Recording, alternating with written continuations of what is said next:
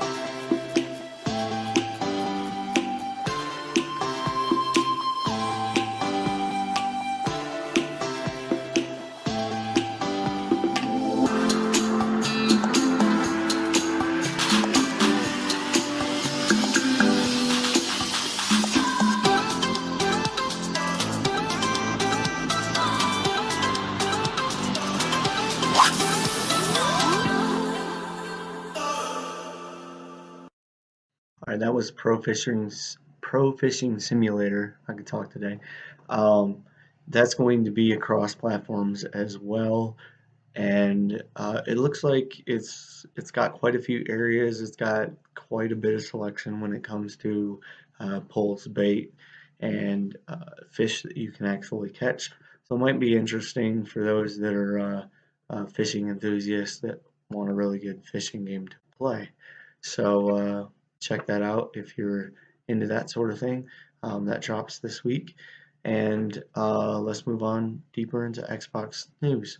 So this week, Operencia, the Stolen Sun. Uh, this is a dungeon crawling RPG from Zen Studios. Zen Studios, yes, the pinball guys, the guys that made Zen Pinball and Pinball FX. Yes, those guys. They all have kind of a older background. They all like these type of RPGs, so they chose to go and recreate Operencia. They said that basically they have a great story, characters, and lore. And it's across 13 maps. It's an Xbox exclusive and will release in a few months' time. So look out for that. I would expect this to uh, be something that would rival um, like a Diablo type game. However, I don't know, it only being 13 maps. I mean, it's not really, um, depends on how big the maps are, I guess. I haven't dug into kind of what that looks like, but I'm sure within the next few months we'll have more details on the game itself. I just know that the team at Zen Studios is very dedicated to putting this out and making it one of their biggest productions. So who knows? We'll see more as the months progress, and I'm sure we'll have another report on it, being that it is an exclusive to Xbox. So the last piece for Xbox this week is Apex Legends. It's a free-to-play battle royale from the makers of Titanfall 2, and that's free now on Xbox One. So if you like the royal or battle royale setup of a lot of the games coming out now. I mean, there's Realm Royale, there's Fortnite, there's all these different battle titles that have come out in the past, and a lot of them carrying on strong. So it's not really a surprise that the makers of Titanfall are now involved in this.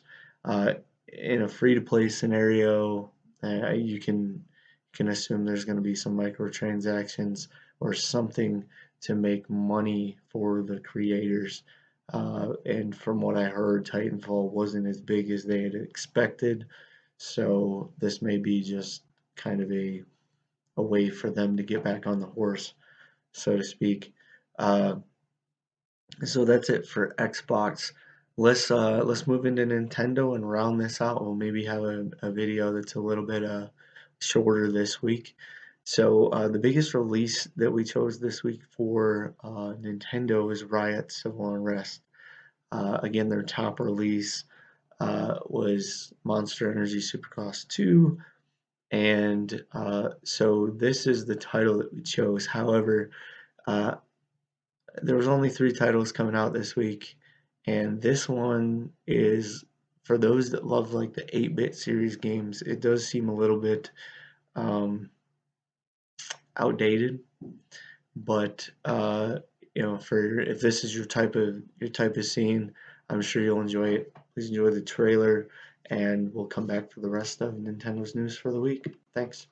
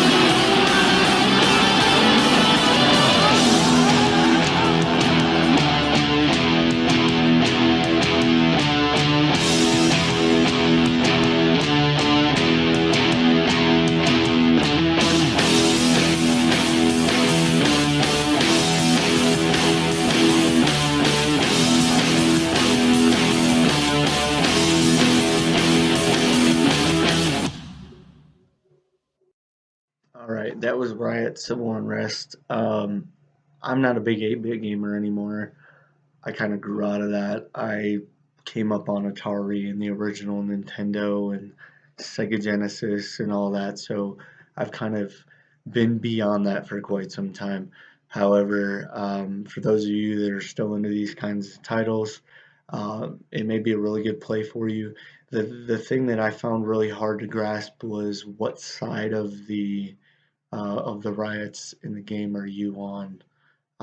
That's something that's not really deciphered when it comes down to the trailer itself, and there's no real organization to it, in my opinion. So I'm not so sure this release will work out well for Nintendo this week, but then again, it's not a Mario. It's not something that Nintendo is fully backing. They're obviously it's going to be on the system. However, it doesn't. It's not a Nintendo first party studio, so I don't feel like Nintendo is overly invested in it at all. Um, but for those of you that like 8-bit games, I think you'll be all right. And now the last piece of news, Realm Royale is coming to Switch. So, data miners found mention of Nintendo alongside references to Xbox, PSN, Steam, and Discord. The mere mention, as they're saying, is enough evidence that it's coming because Paladins and Smite were leaked the same way. So, for those of you that are Nintendo Switch fans and you're looking for Realm Royale to come out on the Switch, there's a very, very good chance that Realm Royale will release on the Switch in the near future. Now, the last piece of news for Nintendo this week is Super Smash Bros. Ultimate. They surpassed $5 million in US sales. They're the third best selling Switch game, selling 12.08. I don't know how you get that number. Anyway, well, never mind. Yeah, I do. Never mind. 12.08 million copies in a single month, placing it right under Mario Odyssey and Mario Kart 8. Mario Kart 8 sold over 15 million copies, and Mario Odyssey just over 13. So they've done well with the Mario series and Mario related games. Super Smash Brothers is obviously it's got a lot of Nintendo characters in it. However, as far as I know, Mario is still involved.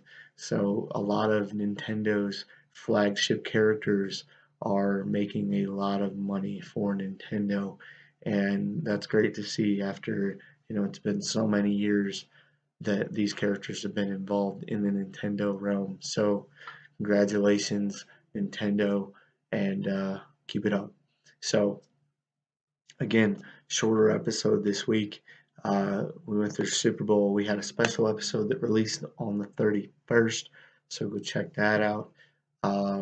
And as of now, any questions, comments, if there's anything that you think we could do better, you think it would be better if we front load our trailer videos as we go into the next platform, or should we leave it the way we have it now?